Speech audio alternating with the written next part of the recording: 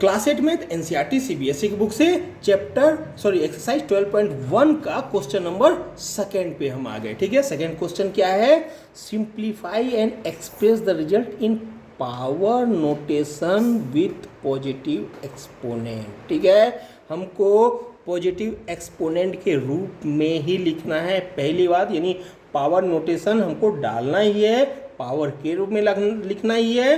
ठीक है, लेकिन वो जो हो पॉजिटिव में हो, निगेटिव में ना हो। ठीक है, तो इसका इतने का हमको ध्यान रखना है। ठीक है, अब क्या है, पहला क्वेश्चन क्या है? -4 raise to the power 5 divide by -4 raise to the power 8। Okay, तो क्या हो जाएगा? चूंकि बेस वैल्यू दोनों का सेम है, ठीक है, और एक्सपोनेंट वैल्यू अलग अलग है डिवाइड में मल्टीप्लाई में होता है तो दोनों एक्सपोनेंट आपस में प्लस हो जाते हैं, डिवाइड में होता है तो दोनों एक्सपोनेंट आपस में क्या होते हैं? माइनस हो जाते हैं। तो 5 - 8 हो जाएगा। ओके, तो 5 - 8 कर दिया, -4 को -4 ही रहने दिया और 5 - 8 कर दिया। ठीक है, तो 5 - 8 कितना हो जाएगा? -3। हमने कौन सा फॉर्मूला अपनाया कि a raise to the power m divide by a raise to the power n यदि हो तो a raise to the power m - n हो जाता है।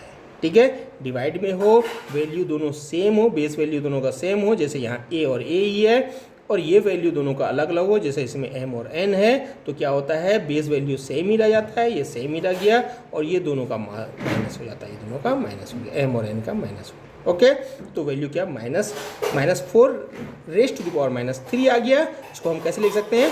1/-4 रेज़ टू द पावर 3।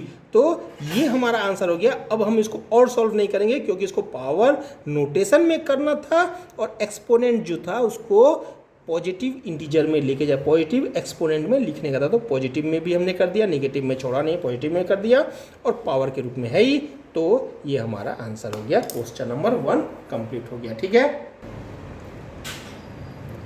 2 क्या है? 1/2 रेज़ टू द पावर 3 और होल में रेज़ टू द पावर 2 है। ठीक है, तो देखिए यहाँ 1/2 रेज़ टू द पावर 3 है। ठीक है, तो 1 को तो हम कितने भी रेज़ टू द पावर में डाल सकते हैं। ठीक है, 1 रेज़ टू द पावर 5 भी लिखेंगे तो भी 1 आएगा, 1 रेज़ टू द पावर 10 भी लिखेंगे तो भी 1 आएगा, 1 रेज़ टू द पावर 1000 लिखेंगे तो भी 1 ही आएगा। तो चूंकि यहाँ पे 3 रेज़ टू द पावर है, इसलिए 1 को भी रेज़ टू द पावर 3 के रूप में लिख दिया हमने। ठीक है, ये 2 को सेम टू सेम अपनी जगह में रख दिया, कुछ नहीं किया। ठीक है, 1 रेज़ टू द पावर 3 का वैल्यू 1 ही होगा। ठीक है, ये हमने बता दिया।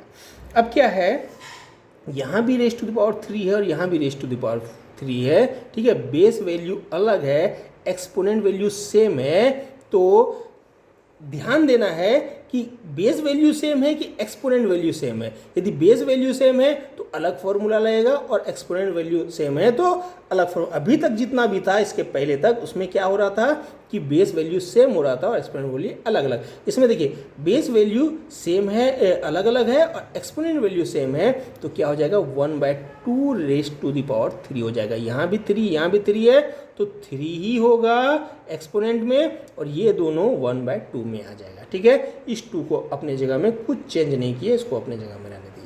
आ गया?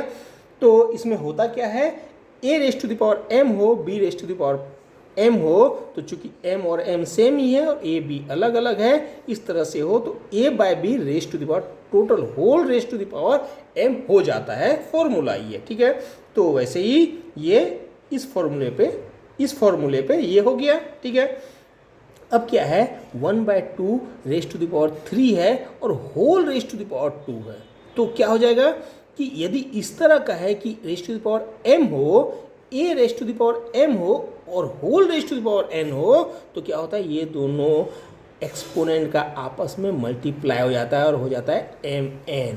ओके, तो a तो a ही रह जाता है और ये दोनों का मल्टीप्लाई हो जाता है, तो इसमें क्या हो जाएगा, 1/2 और 3 का 2 से मल्टीप्लाई हो जाएगा, तो 1/2 रेज़ टू द पावर क्या हो जाएगा? 6 हो जाएगा। ओके, या 1 to the power 6/2 to the power 6 हो जाएगा। क्यों हो जाएगा?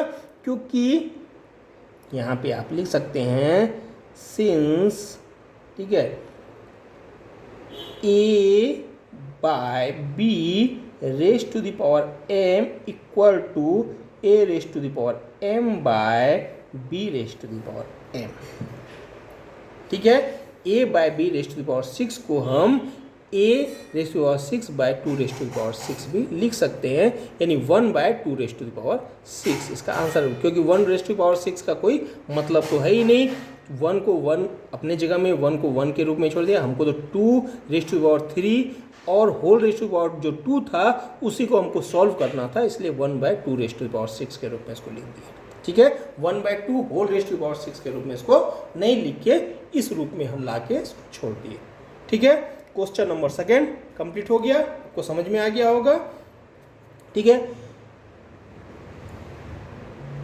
इसमें क्या है, 1 by 2 raise to the power 3 का whole raise to the power क्या 2 है, उसको हम इस तरह से भी सॉल्व कर सकते हैं कि देखिए 1 by 2 raise to the power 3 2 times है, तो 1 by 2 raise to the power 3 into 1 by 2 raise to the power 3 कर सकते हैं। ठीक है, दो बार 2 टाइम्स है तो 2 टाइम्स हमने लिख दिया, 1 को 1 से मल्टीप्लाई किए 1 हो गया, 2 रेस्ट टू पावर 3 इंटू 2 रेस्ट टू पावर 3 हो गया। ठीक है, अब इसमें कौन सा फॉर्मूला लगाएंगे, एक्सपोनेंट, इसमें एक्सपोनेंट भी सेम है, बेस भी सेम है। ठीक है, तो हम क्या करते हैं कि a m plus a n equal to a m plus n वाला फॉर्मूला लगाए थे, इसमें कोई भी फॉर्मूला आप दोनों में से कोई भी फॉर्मूला आप लगा सकते हैं। ठीक है, तो क्या हो जाएगा 2 रेस्ट टू पावर 3 प्लस 3। ठीक है, m और n यदि हो तो m प्लस n हो जाता है, तो जितना भी रेस्ट टू द पावर है वो आपस में प्लस हो जाएगा, तो a 1 by 2 raise to the power 6 हो जाएगा। ठीक है, ऐसा भी आप बना सकते हैं, ऐसा भी बना सकते हैं। ठीक है, दोनों तरीके से बना सकते हैं। तो क्वेश्चन नंबर 2 का 2 कंप्लीट हो गया। इसके बाद क्या है, ठीक है, 3rd क्वेश्चन क्या है, -3 raise to the power 4 into, ठीक है, 3rd क्वेश्चन क्या है,